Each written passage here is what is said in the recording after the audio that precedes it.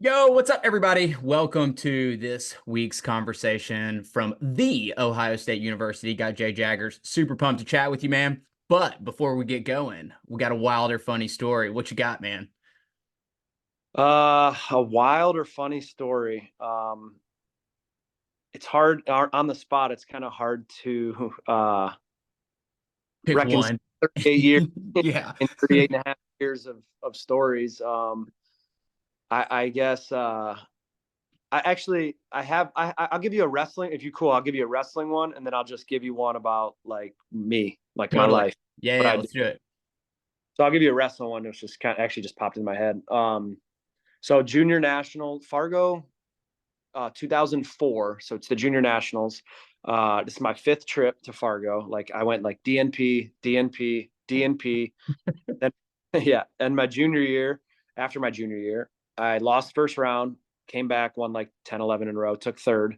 So Damn. I'm graduated. Like I'm going to Ohio State in like 6 weeks. You know what I mean? Yeah. Kind of like in that time where like post high school grads stopped going a little bit. It was kind of like too cool for school. And I'm like, I want to go. Like I've never won. Like I want to win this tournament. Yeah. So I go to Fargo and I'm pretty good. I won the high school nationals, my fourth state title, like probably the favorite to win, I would say. And I'm rolling, I'm cooking. And then it gets down into like it's that old bracket style too, where it ain't line bracket, it's point system. So it gets down to like the last three or four guys. And basically I don't know if I can't remember. It was either got lefty headlocked or I got twisted, and which I'm like perfect twister bait. I got twisted like that was like my kryptonite. I got twisted Yeah. like five. So anyway, I fought off my back. I end up losing. Like whole period went away. I lose, and I'm pissed. I'm like sitting there in my singlet, with my backpack on, maybe 10 minutes. Just like what am I doing? I felt like the biggest loser. Like because I had a lot to lose, but that's one thing I kind of like that, like my dad and like my coach, like we were about that life. Like we were like, we Yeah. don't protect anything. Right. So went there, but I'm sitting there thinking like, you loser, you were the number one ranked recruit, and then you came here, you can't win Fargo. I'm sitting there pondering, and they call me to go to my next mat, and then I'm wrestling. I'm on the big mat, like you know, Yeah. Elevated. Yeah. elevated stage, and I go out there just kind of poopy pants, man. Like, and I'm wrestling uh, Kyler Sanderson. So he double legs me for like three. I don't remember the scores back then. I think you get like three if you elevated the guy. So he like three'd me, boom, three'd me, boom, three'd me, boom. Period ends. I'm down like 9-0, dude. And I go to my corner, and Eric Burnett actually was my corner guy for Fargo, and he's like, "What the hell are you doing?" And I'm pouting, a little bit. And I'm like, I came here to win, Bernie. I can't win. Like you can. And I'm like, oh yeah, I'd have to pin him. And he's like, then pin him. And I'm like, I would if you'd stop shooting double legs. So we're like arguing, and I go back out to the center, and sure enough, he got like I faded a double, and he got to like a high crotch or something. I sat the corner, cradled him, pinned him, and I've Ah, never shit. life until Mendez this year, until Mendez's finals, I've never gone from like zero, like dead in the water, to like hero, like Yeah. yeah. So I popped up like I was sweet, but I needed Sanderson to beat the boy that beat me to make the finals. Yeah. So I'd kind of like play it cool and like go up to him, and I was like, dude, hey, I just caught you, dude. You're a beast. Like you ready to roll? Do the heavy lifting.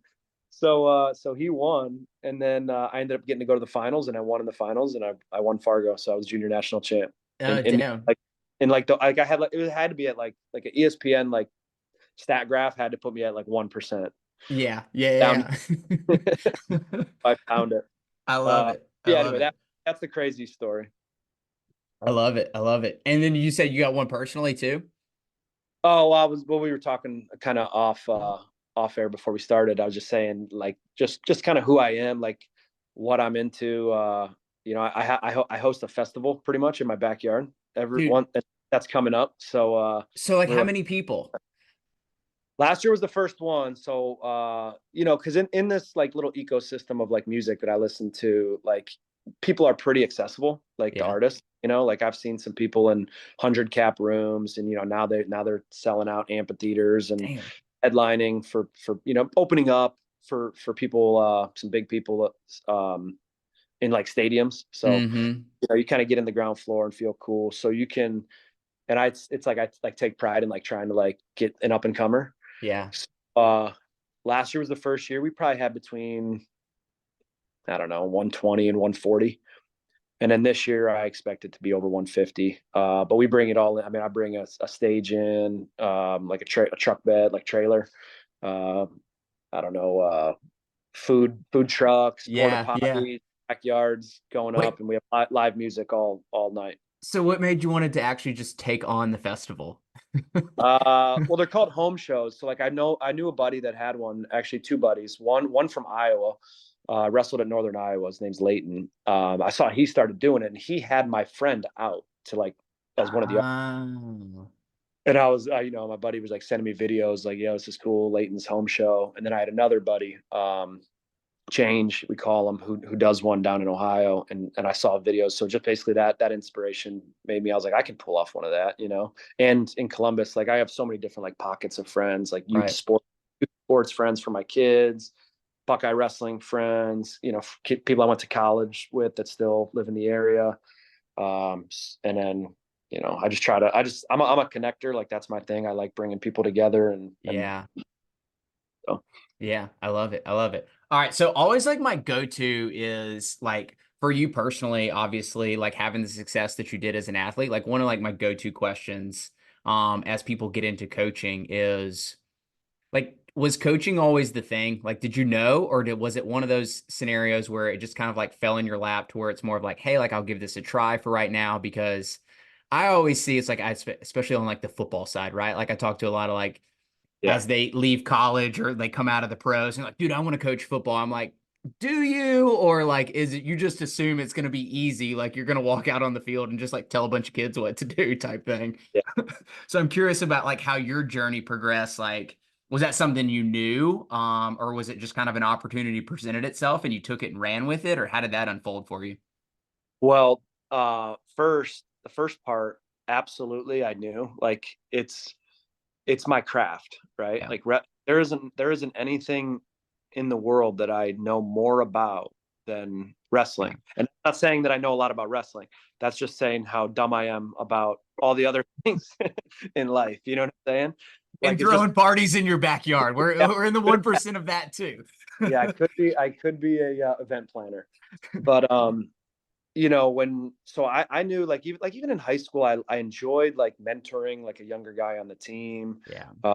trying to like bring him along. My dad also coached my youth club and the high school team, so like um he was great. And in college, I think that's why I kind of, not to pivot, but like I felt like a lot of like pressure and stress on college, because I was like, dude, if I don't perform well, like how am I going to do what I want to do professionally, which is be a wrestling coach? Right. If I, you know, qualify for the national, and I that was a young man's thinking of like you have to win something in order to be elite as a coach. Right. Obviously, now that I'm like, you can be, as long as you can connect with kids, you understand the Yeah. sport, like the accolades that collect dust in my basement don't make me the coach that I am. Right now, it got me my opportunity, Totally. like no doubt about that. So, and I got really lucky with timing. I graduated from Ohio State in the spring of 2009, and there happened to be an opening on staff at Ohio Mm, State that spring, because yeah. Tommy Rowlands.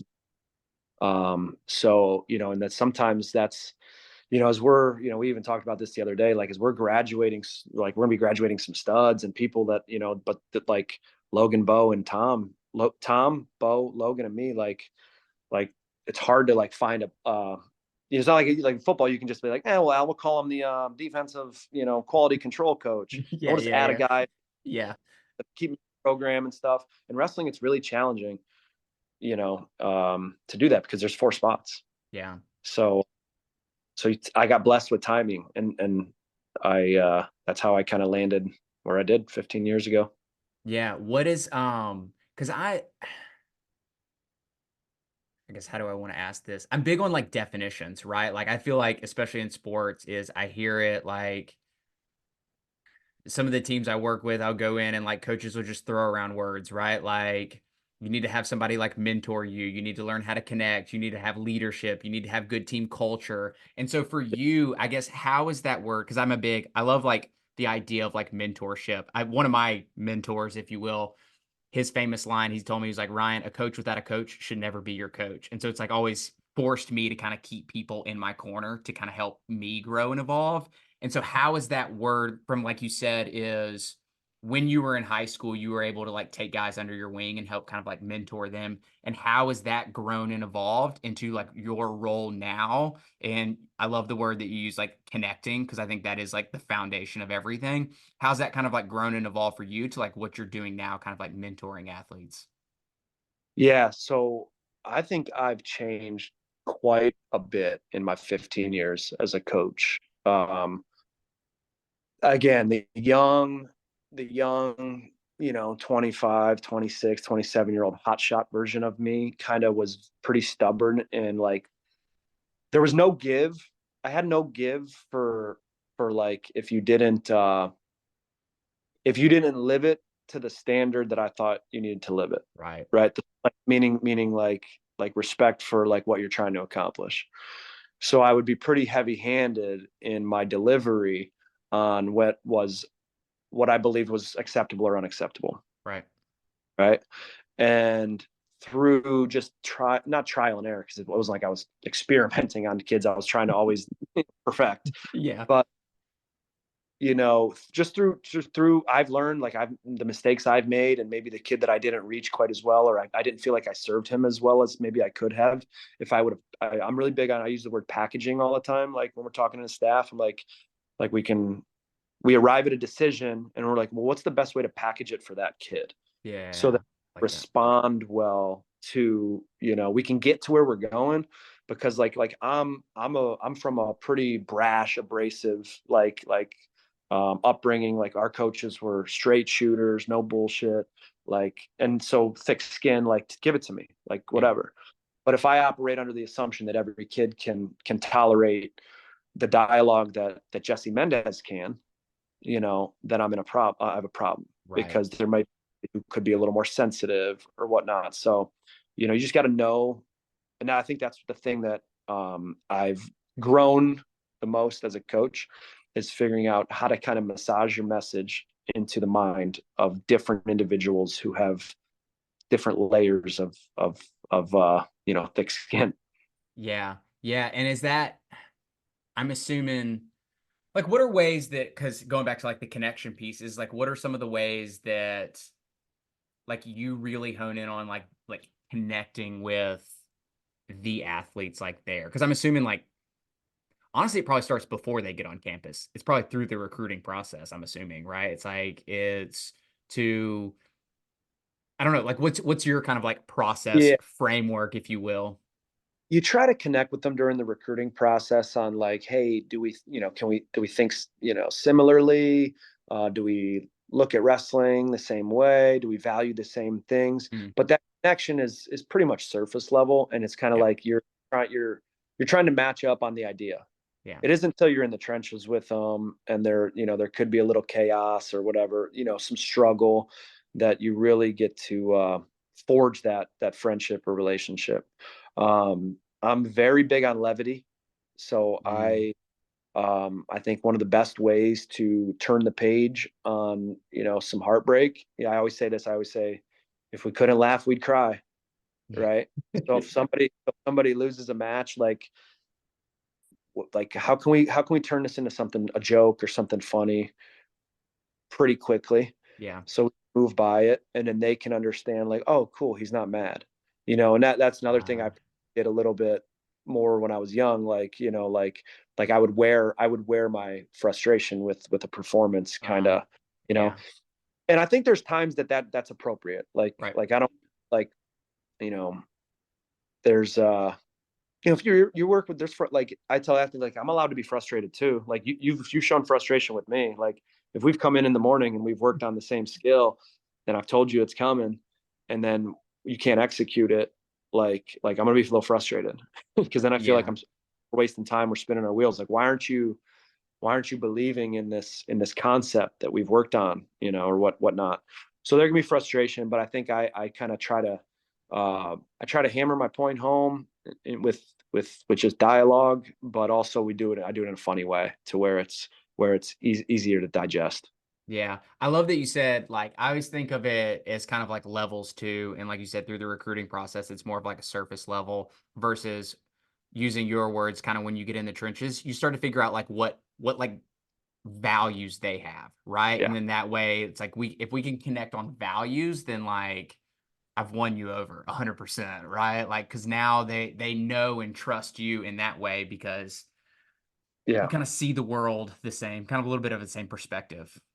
yeah. And I think you have to, like, as a coach, it's okay to show some vulnerability in times too. Yeah.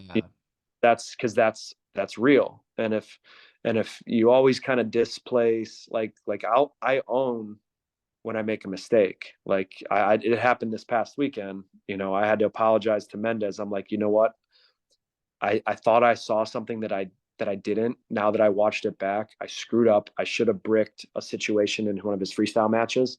Like I should have bricked it, and I apologized to him. I'm like, dude, I screwed you. I'm sorry. And because of our relationship, you know what his answer is? Nah, dude, that's on me, man. I shouldn't be giving up 2 barrel rolls. Yeah. And it's like, Yeah. now, like, how healthy is that? That I'm like, I told you the truth. I feel guilty. I made a mistake. And he goes, bro, I love you. Like, I made mistakes too in the match. And it's like, cool, deal. All right, let's move on. Yeah. Or I could try to plant my flag into like, no, it was the right call. You lost. You know what I mean? And then he'd be like, I mean, yeah, but so it's like I think it's cool to just be vulnerable and tell the truth. And when you make mistakes, like just be a human about it. And then your athletes will actually, they'll like you. They'll like that more. Yeah, and it makes me think too is like in that situation specifically is I always say is like there's kind of two worlds. You can be a creator or you can be a victim, right? Like you can create Yeah. your reality or you can be the victim of your circumstances. And in that is like it almost shows that when you are vulnerable, it gives them the openness to like no, like I'm the creator. I'm the one out there wrestling. Yeah, you're coaching and you see some things, but like I'm the one out there. And so it gives them that sense of again, I just call it like creation versus the victim mentality of like, yeah, you did screw me, right? Like Yeah. that's probably not going to get you very, or it's only going to get you so far, right? Like with that mentality is like you can only have so much success Yeah. at that level too, specifically. Yeah. Well, if Um, we're going to preach ownership as a program, then we better be willing to walk that as well as a staff, yeah, you know, and no staff is perfect. We wrestle with decision making. Like I always tell the guys, like we were like, this decision was not made lightly. Whether if it's like maybe like a starting situation, like right. two guys fighting to wrestle off, and it's like, listen, we labored over this decision. I don't want you to think that we don't care about this decision. So I think they just respect it, and I think that's why our culture is so strong, is because we're very accessible and we're honest and you know authentic. Yeah. What do you feel like is, and I'd be curious specifically because going back to when you talked about is like self-imposed pressure that you put on yourself like as a competitor in college of like I have to perform like people are watching me I have to live up to the everybody else's standard almost right a little bit and so I guess kind of a two-part question for you what was probably like the biggest emotional hurdle for you as a competitor to get over? And then now, how have you taken that kind of into coaching? And what do you see as some of like the athletes, competitors, like their biggest, like kind of emotional hurdle to overcome? Yeah, I would say early on. So early on in my career, I don't like I think probably one thing people don't really know that this happened to me. But when I was young, my freshman year, I had a really bad elbow injury where I like tore my it was all in one fell swoop. I like tore my elbow, tore my UCL. Mhm. Um, there was like some fracture or something. Like there it was quite a bit of damage. It was like a 6 month injury where I was out, and it happened in like November. So I'm out. I'd never been hurt either, never missed a match. So, it was just Yeah. foreign to me. And it wasn't that bad. Like I was like, okay, like wow, welcome to college. Like it was a pretty gnarly injury. Yeah. I blew up and couldn't do any activity in a sling. Opted not to get like Tommy John surgery. I'm like, I ain't a left-handed pitcher. Like we're all, Yeah. I'm like, that's gonna be a year. I'm like, give me the 6 month thing. So and then I dealt with, tendonitis and stuff, or like just like dead arm. Like it would fatigue fast. So my redshirt freshman year, I overcome that, and I think I'm kind of cooking, and I'm up at 149, and yeah, I'm probably in the top 12ish. I had like some signature wins and stuff like that, and at the Big Ten championships, I destroyed my knee, tore my ACL and my MCL at the Big Ten championships as a freshman. So now I need reconstruction on that. So it's another 6 months. Yeah. So I'm sitting there and I'm like, okay, I've been in college for I don't know 18 months, and I think that'd be the math, right? Got in September of 2004, and then it was now probably about 2 years. So 12 months out of the first 24 were sidelined with an elbow and a knee.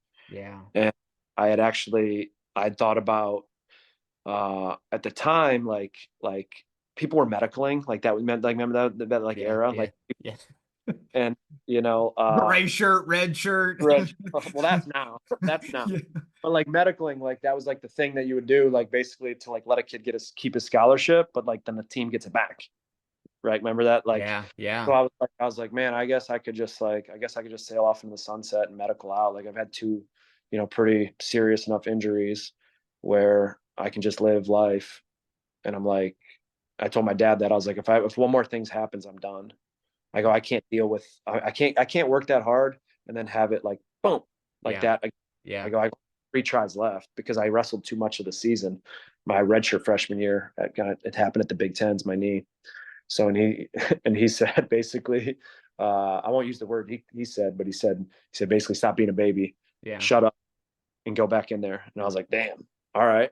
So rehab my knee, and then I dropped and that's when Coach Ryan came. So that injected some life in the program too. So Coach Ryan came that summer.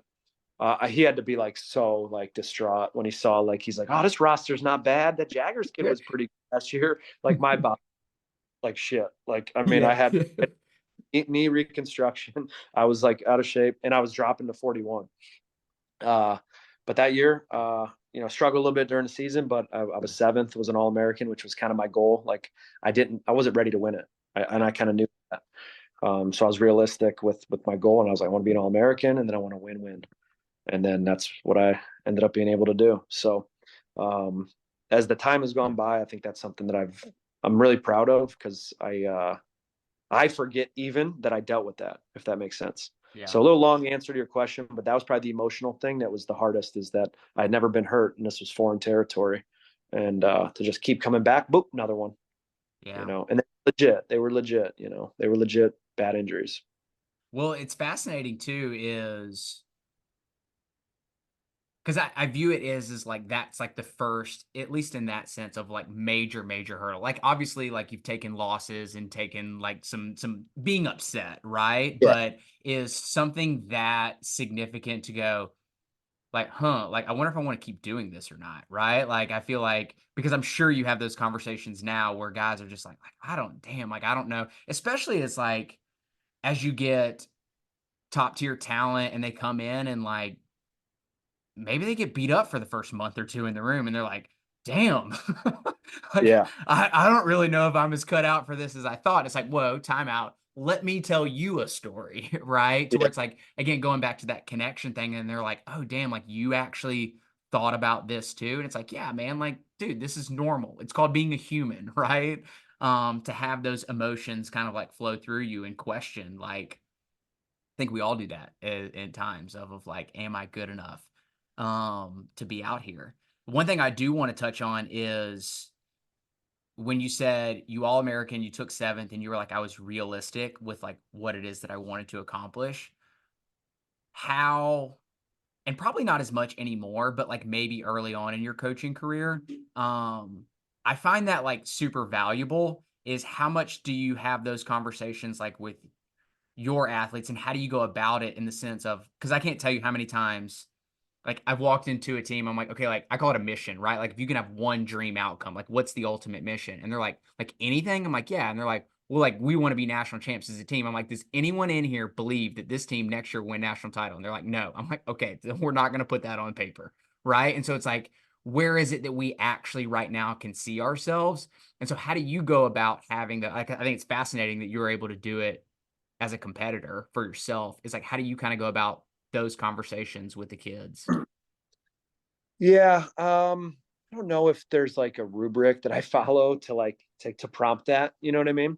Or I guess It's maybe too is like how frequent is it? Is that something where it's just like I want to be a national champ? It's like I get it, but like let's I don't even know if it's yeah, obviously, you know, we sit down like what are your goals? We try not to as much either like place a an accolade, like attach an accolade to yeah, so season successful if you're eighth, but if you lose in the round of 12 in overtime on rideouts by 4 seconds, season was a complete failure. yeah, Like that's kind of, you know, like I don't know, did you get a lot better at wrestling? Like, you know, and I get it. Like I'm the human. We're human. Like we get it. Like that guy's gonna be hanging out at the banquet way harder. You know what I yeah, mean? Like yeah, excited. Like be congratulating him if he wins. yeah, You know what I mean? But at the end of the day, you're gonna be the same guy. So obviously, like with somebody like Jesse, it's like, you know, you just know that how he operates. You're like, dude, he's national championship or bust. right, You know what I mean? And then and I think the kids are realistic. You know, I think some kids are realistic. It's like, well, the guys that are ranked first, second, and third me 13 or first, second, and third beat me by 13, 12, and 9. And it's like you know, you want to give them faith, like, hey man, listen, like everybody's got a puncher's chance. Like you yeah, don't know. You don't know when that dude's gonna, you know, cut weight wrong and feel like crap. Or, you know, he gets a couple scoring opportunities and you stalemate him and then the match kind of, you know, we try to muddy up the match and keep it tight. And I felt that way my sophomore year. I'm like, listen, I have a puncher's chance to win. Like right, I have some moves, the cradle and stuff that whatever. But I guess I more so my I was like this. If I place, I'm happy. If I leave yeah, this tournament as an, I'll be happy. Like if you know, it's not like if I take fourth, I'm gonna be so upset I didn't win it. Like I was like, if you're an All American for what you've gone through in the last 2 3 years, that'd be sweet, dude. And in my junior and senior year, I felt anything other than first, I would have been real sad. yeah, So then you just kind of, you know, it's almost like unspoken. You kind of like figure it out, and then you just go match by match. Like for you got to become an All American before you can win the nationals, right? You got to that's win the quarter. facts. Yeah, So it's like you just kind of talk about that a lot, like just like, hey, let's get you on that podium, baby. And then once you're on there, we'll climb. yeah. Going way back, like was your dad your first coach? No, not really. He brought me to a first practice and stuff, and he knew the men that ran the program. Um, but I think he kind of just chilled for a little bit until like he would kind of come out and then help practice. And then he was in there. Then he was, you know, wearing the shirt and the hat. And he coached 100 other kids. Like by high school, he didn't even really like he would always take a project. Like he would take a guy that was like fringe qualifier and he'd be like, I'm gonna take that guy. You know what? I'll coach him this year. And he would Yeah. hover over him. He would hover over that guy. And I swear to God, the 2 years he did it, both kids won the state championship. Damn. But he's really good. He was really good at like taking that one, you know. He couldn't run a program. I'd say that right to his face. You know what I Yeah. mean? Like he can't run the 30 people, but you Yeah. give him one dude with one mission and he gets in that mind and I think I'm good at that too. Like I think I learned a lot from him on that. Yeah. So has the group been a bigger challenge than the one-on-one for you? Like once you got into coaching?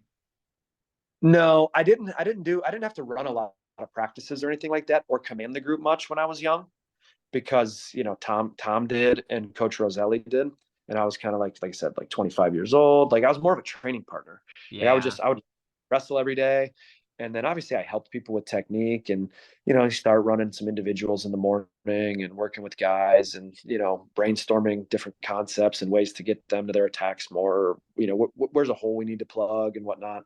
Um, and then I don't know when Lou left, and I kind of stepped into a higher role where I'm like, okay, I got to start running practice more, commanding the team more. Now I'm like super comfortable. Like there's nothing I'm afraid of, or Yeah. nervous about. Yeah. Address Yeah. the team, you know. Yeah. I love it. How many kids do you have? I have three. Boys, girls? I have my son Jet is 11, and then I have two girls, Presley who's 9, and Lennox who's 6. Venture into sports? That's all we do. Yes, every night we got a ball game night, soccer practice, had soccer game. Each kid plays 3 to 4 sports. Yeah. I'm curious now. So she turns 2 in like 3 days.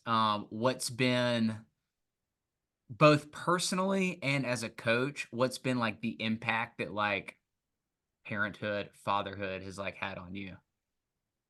Wow. So all right. So having children, how has that changed my coaching? Yeah, and for you, like as a person, like I think for me, I'll give you an example. This is why I think of this is prior to my daughter is I consider myself pretty impatient. And then I had her and I learned to be patient. Yeah. Mm, So I guess for you, like yeah. personally, just as a human, and then yeah. I don't know if I can like hard to like pinpoint like one. I'm definitely I've changed tremendously.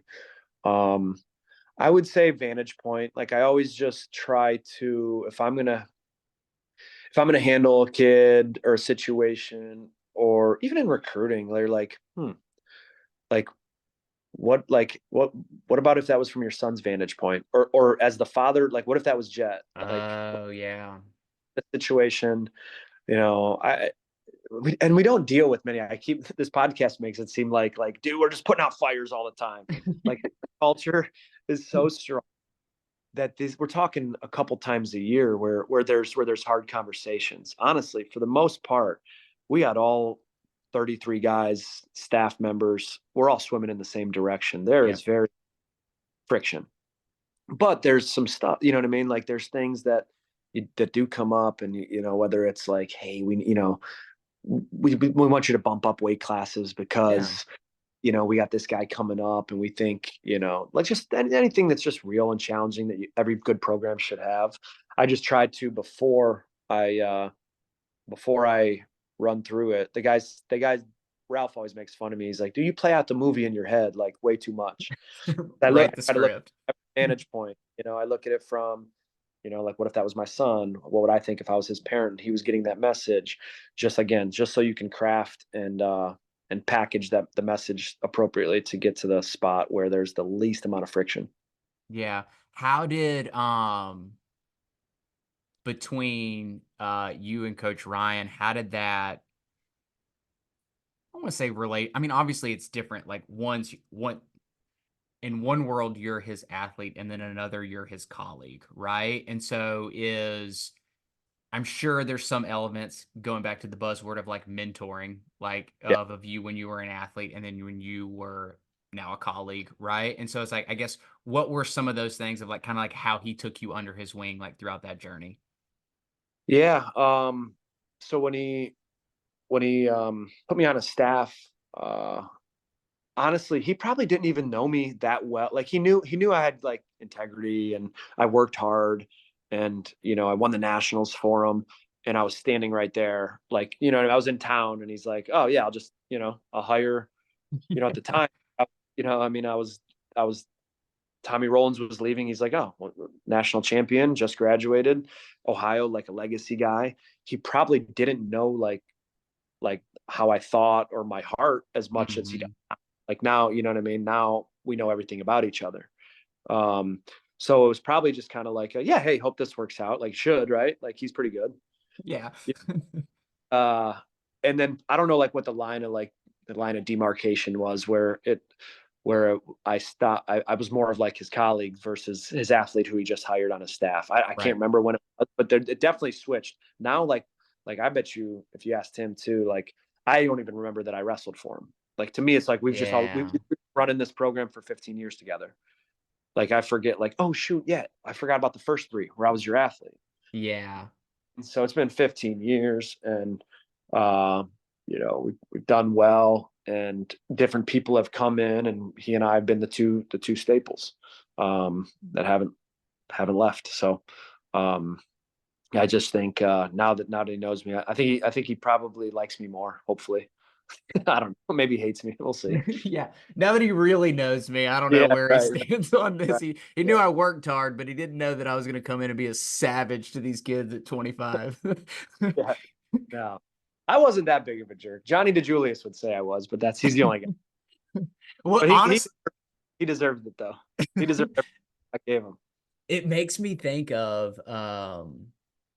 because I do like as I watch other of like the athletes, some of the athletes that I work with like step into coaching, I'm like, you're gonna learn because I was like, I literally say that I'm like, you're gonna be a savage for like the first year or two because like you're still in that mentality, right? Like Mhm. you're so fresh out is when I had first graduated and like I opened up a I'll use this loosely. I opened up a sports performance facility in my parents' basement, right? And so it's like some of these high school kids came and start training with me, and basically I was like, if you can't power clean 225, you're a fucking pussy. Get out of here, right? Like, so I was like, then I was like, wait, not everybody can power clean 225. It's okay, right? Right. Like, but I think, yeah, like I could definitely see like you going in there and just like, "Rah!"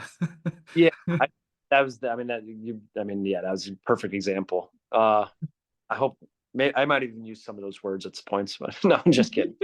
But it's like you're trying to like you just hold people to like you're like look, that's like why how could you put your head down right there like you know what I mean and then you kind of remember then you get older and you're like dude I put my head down before too what was I so Right, pissed about right. like you know what I mean there's only a couple guys that ever just never put their head down never got tired of practice and gave up a go behind like come on like Yeah, yeah. and I have coached a couple that are freaky like that dude is such a damn competitor like he never put his head down and it's like, but for the 99.9% of the guys, even the national champions, they've all put their head down at some Yeah, right. Yeah. Um, well, and now I'm assuming is I feel like at least for me personally is like when the intensity comes out, like in that sense is it's almost because like I see something in them that they just don't see in themselves yet. And like you want to shake them, right? You're just like, bro, like if you literally, because I can think of like some individuals and like they know that they're good and they know they can accomplish certain things and I'm like, "Oh, but you're just scratching the surface." Yeah. So I'm sure at some level potentially, and you can correct me if I'm wrong, that there are those scenarios where it's like um guys just don't understand like what they're capable of yet if they would just listen, right? Yeah. Well, That's all. I'll piggyback on that. Or you understand, like, hey, once you understand like, how to fight this, like, if you can just do this, your life becomes so much easier. Yeah. You know, I'll give for wrestling technique, like, we'll talk about, like giving up a go behind. Like, anytime you're spinning up behind me, I should always be able to just stand straight up in the air. Like just I mean you'll be on my leg now, right? You'll be on my leg because you got hamstring and head. You should always just be able to like uncoil your back and stand straight up and not give up a go behind. Now they got to finish the leg attack, Oh, yeah. Yeah. Yeah. right? So Yeah. yeah, I mean I didn't evade the whole situation, but at Right. least I have some wiggle in my hip and I can you got to finish the leg attack. You got to expend energy. So it's like when you see guys shoot, miss, they whiff, they're holding elbows, they get bounced, and then they keep their head down and they get spun behind. And you're like, man, can't you just like once you do it like 3 times and you realize like, oh shit, you're right. The whole time I could have just stood up. And 2 of them he still got the takedown, but on the third one I escaped. That's still good math. Like we still avoided some takedowns. And then you're please understand when you get this concept, then it's going to be who you are. Yeah. So whether it's seeing potential in somebody or just seeing like, hey, realize this position. I promise you, it'll help you. Yeah, yeah, and Oh it makes me think of two things off of that is I feel like a lot of athletes like nowadays they think in like absolutes, right? It's either like defend the go behind or I give up the go behind. It's like, no, it's like you just need to start moving in the right direction, right? It doesn't mean that you completely defended it. It was like, okay, now they're in on a leg, but that's better than like with my head shoved into the Yeah. mat down here. And it goes back to a little bit what you were talking about earlier on the emotional side of things when guys maybe experience like a loss or something like that coming off the mat. And it's like, how do we make this into a joke or into something funny? It's like, it doesn't have to be okay, but like, how do we move in the right direction better than sad, frustrated, angry, overwhelmed, like whatever the unwanted emotion is like, let's just find a little bit way to feel a little bit better. And yeah, I think that that's so powerful is in conversations, everybody's like black and white in the sense of like all or nothing. It's like no points or 2 points. It's like, well, like there's a spectrum, right? Yeah. To get them to like see those things, yeah, kind of across the board. Um, yeah, very fascinating. What's been for you? I kind of asked it a little bit, but I guess going back to like the emotional side, like for the athletes, like what's been I don't want to say like the biggest hurdle or like what's been it could be a hurdle to like help them overcome or like what's one way that you've really been able to I don't think how I want to ask. So I'll go backwards. Is we talked about connection and vulnerability is like a lot of people use like their previous painful story. Hey, I experienced X. And so it's like they tell that story and it builds connection and then it kind of helps them like overcome that.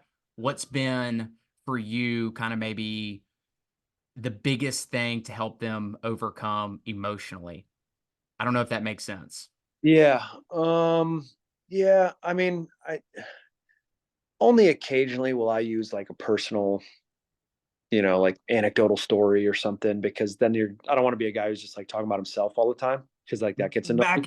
Back in You're like, my bro, back day. in my day, the one, so, and also you got to make sure if every time I'm going to tell somebody about my injury story, you Right. better be willing to tell an embarrassing story about when I got my ass whipped, and I'll be like, yo, that dude cooked me. He was so tough.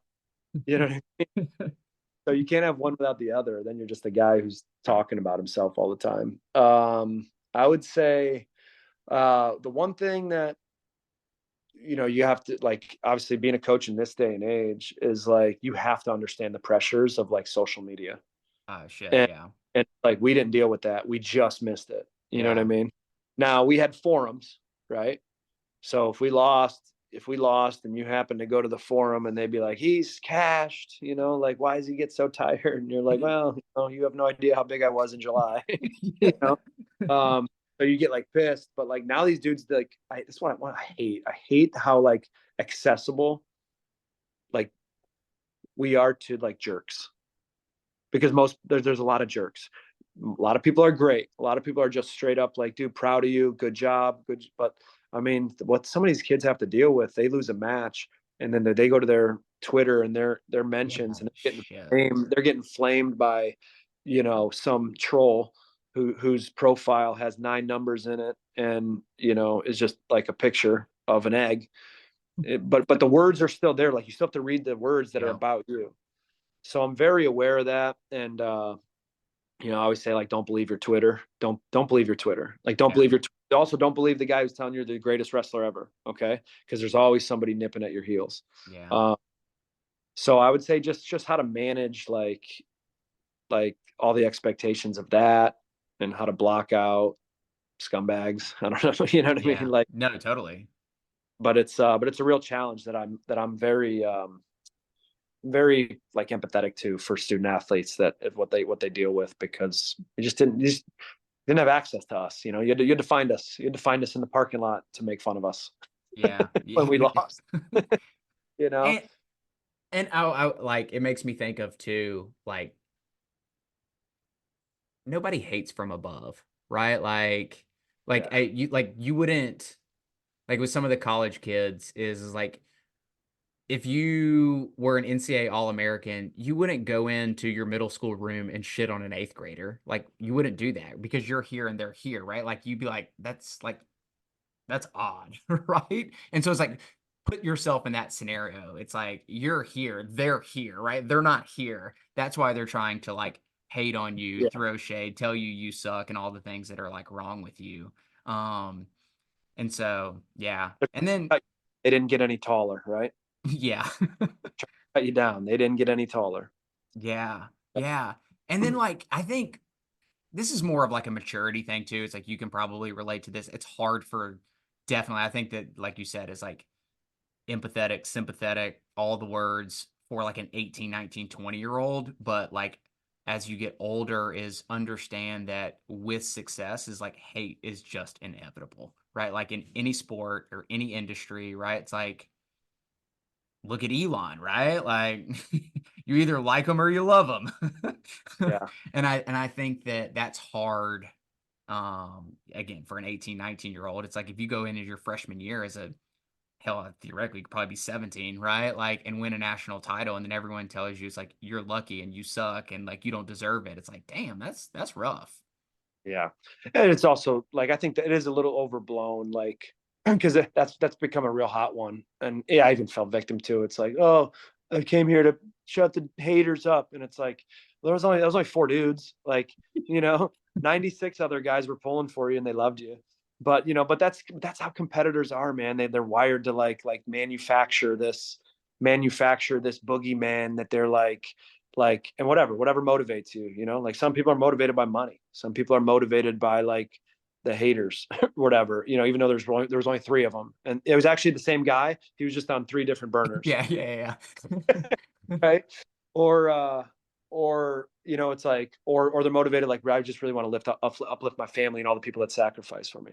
Like people's motivation is all different. But I feel like it's disproportionate how many like people give like shout out to their haters in a disproportionate amount where it's no, but it's there, right? Like it is there. Like listen, I've gotten it. Like I've looked at my mentions and I'm like, ooh, that was mean. you know Yeah, yeah, all yeah. we, all we did was lose a dual meet. Like like damn, you guys on me. Well, and then yeah, well, from your perspective too, it's all the armchair quarterbacks, right? Like, why'd you do this? And why'd you put them at this way? And why'd you choose down in the second? Why do you do this? And it's like, bro. Yeah. Well, also without the burden of proof, right? Like you have you don't have to prove that the alternative decision would have absolutely won them the match. It's just theory. But I do the same stuff on Sundays, when I'm watching the Browns and I'm like, Stefanski, why did you run? You know, but so you take it with a grain of salt. But hey, sometimes there's some validity to it, and you're like, damn it, that was a good idea. Like maybe you know what I mean. So I said you have to be. You said it earlier about like even if you're a coach, you have to be willing to be coached, right? Yeah, Like you have to be willing to assess yourself and be like, where could I have done better? Like, like you go to every event, you try to have like just like Jesse's trying to wrestle flawlessly at the Olympic trials. I'm trying to coach flawlessly. So I want to have all of our bricks on time, one. I want to situationally give him the right feedback in between periods, make sure we're at the arena at the right time, like, because you can't control the wrestling. So you yeah. try to control those little things that you can, and you try to do a good job and try to leave an event perfect, and it never happens because it's hard. And I think too, it's like going back to like making sure you're always coached. And some of that powerful coaching can come from your athletes in and of itself, i.e., going back to relationships, because at the end of every season, it's like you want to look them in there, like tell me what you liked and what you didn't like. And you don't want them to be like, well, like I loved everything. It's like, no, you didn't. Yeah. No, you Yep. didn't. Yep. I need you to be honest because that's the only way for me to grow and us to grow and build this relationship. 100%. That's part of that's part of our feedback that we get, that we ask like, where did you think you developed the most, and in under what circumstances, like, and that could be like, I really liked, I felt I got a lot stronger, like I want to continue it. The strength program was perfect, chef's Right. kiss for me, or some kids like, I felt like I got a lot of traction during our indies, like in the mornings, twice a week, when it's two athletes and a coach, and we're kind of all brainstorming and trying to figure out different ways and concepts to, you know, finish cleaner or Yeah. whatnot, you know, Yeah. Yeah. Yeah. or be like, you know, like I just really like our summer training plan last year and how much, you know, how much we put an emphasis on sparring, or, you know, because every year is a little different. You know, obviously we have our like shell of what we believe and what has stood the test of time, but then you're always looking for an edge. So that's one thing. Like we meet quite a bit as a staff, and we're always trying to fine tune and turn the dials to make it perfect, you know. And then your team that the team matters too, right? Like if you have a younger team, you know, maybe you can let them off the chain a little bit and fight a little more. Yeah. Get used to that what's coming in the Big Ten.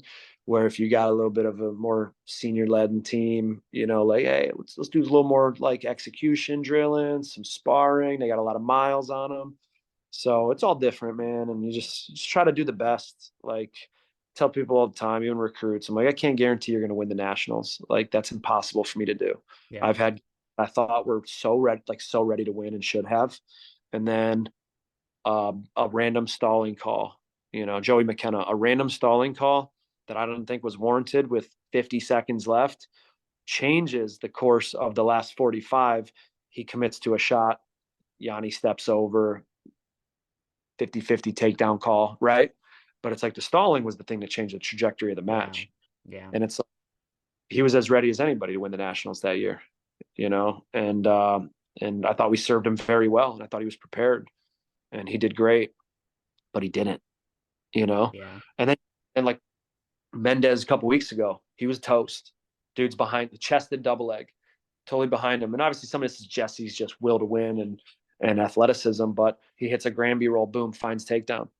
And it's like it's so thin, man. It's like when you look at like how to win it, it's so dang thin, the margins. So yes, you can't guarantee titles like that, but I can guarantee you, like we'll just give you our best effort, and you'll always be in the loop on our decision making. And we're gonna whiff, we're gonna swing and miss on some, but it won't be because of lack of effort, you Yeah. know.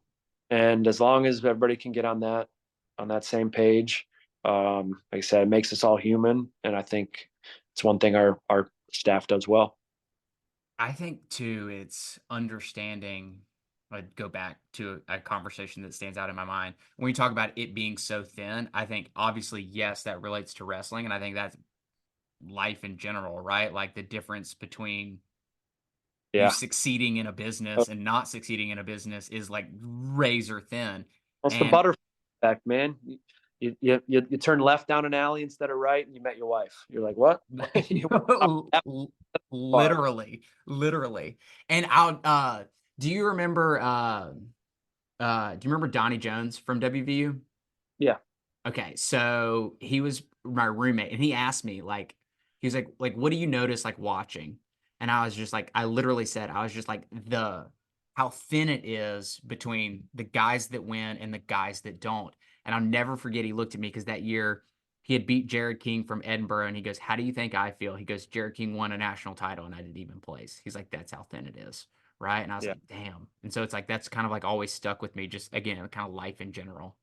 Yeah. Yeah, and it takes a lot. I mean, listen, sometimes it takes a little luck and a little bit of, you know, like just luck, not terms like matches like, "Oh, we got lucky. He shot at the right time." Like you just felt great, like Yeah. whatever. The way off, like like Sasso would always be like, "Man, I hope I get blessed with a good float."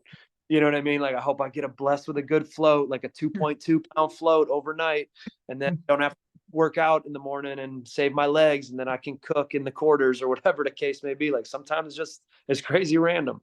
Yeah. Uh, try to, we try to control as many of the things that we can to put ourselves in position to have more breaks than we don't. Right? I mean, that's Yeah.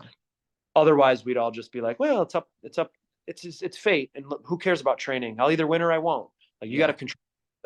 Yeah. Yeah. The comical side makes me think of like those Brian Dawkins from the Eagles of like before every game he used to talk to the ball in the end zone. He's like, "Come find me today. Come Yeah. find me today."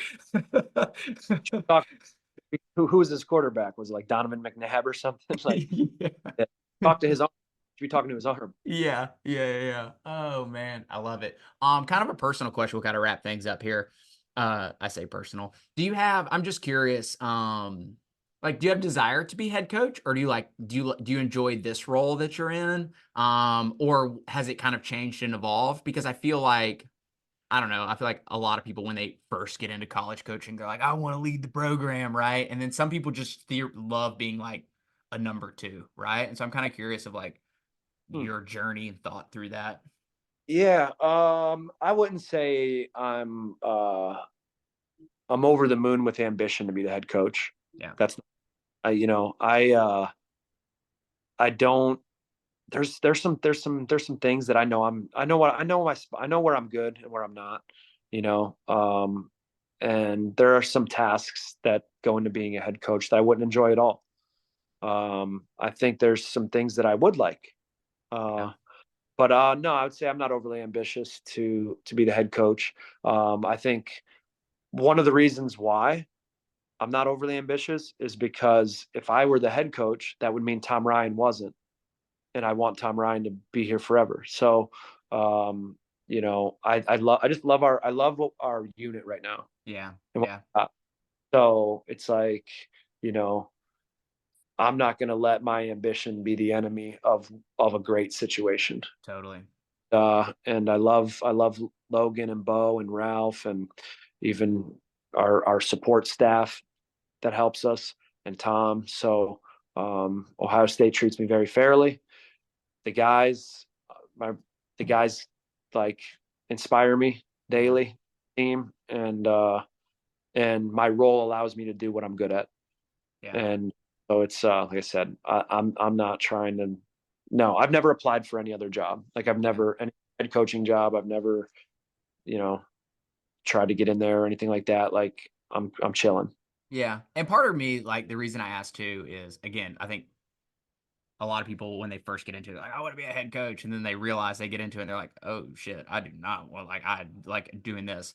And then it sounds like, just in the hour that I've known you, Yeah, it sounds like that, like, you really enjoy, pride yourself, whatever you want to call it, of like the connection side of thing. And that's just different as a head coach. It's just a different hat, right? Like, it's not that you don't have the connections, but it's like, as like the assistant, associate, number two, number three, like whatever, it's like, it, in their eyes, the athletes, it's like you're more of like a brother than a father.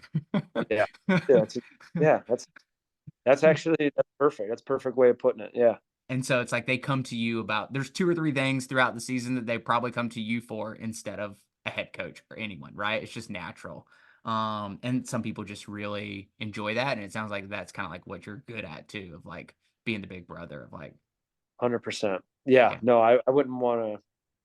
It's hard to imagine because you don't, like you said, you don't have the uh the other side. Like I don't know what that would look like, yeah, but yeah, all I know is I like what it is right now. So totally. I love it. All right, last question. I yeah, didn't I didn't pre-frame you for this one, so okay. you're here on the spot. All right, if you were in a stadium with 100,000 people and you could only leave them with one message, what would your message be? Oh my goodness. I feel like I feel like you want it to be something like really profound.